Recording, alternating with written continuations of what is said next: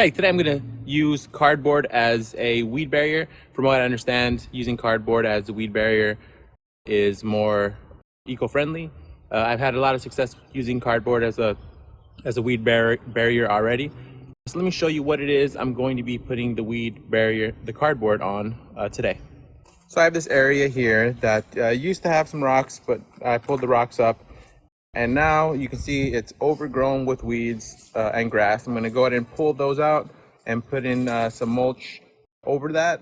But first I'm going to use the weed barrier. So stay tuned and I'll pull the weeds out and be right back laying the cardboard. All right, so I pulled most of the weeds out and grass. There's still a ton of rocks in there that need to get pulled out. So I need to pull all that out so I can lay down the cardboard flat.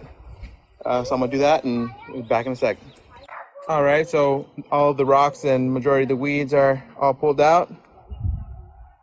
Now it's time to lay down some cardboard as a weed barrier. All right, so here we are. I've got the area covered with cardboard, nicely covered, so that we have a nice clean weed barrier, and it's going to be time to put the mulch right on top of that. So let's get that going. All right, so I got a couple of bags of mulch. Few bags of mulch. Start off with 3 and see how much it covers. All right, let's go. All right, there we go. And there's the finished product. We've got mulch with the cardboard weed barrier right on top of it. Let me give you a look at what the side looks like here. There we are. So it's nice and covered. This should keep us in good shape for the next year or so. Now let me share what the project looks like on a larger scale. Same deal on the side of my house. Use the same cardboard method as a weed barrier. Thanks for watching the video.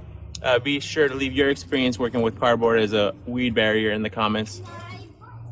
Oh. And there's my dog. Bye.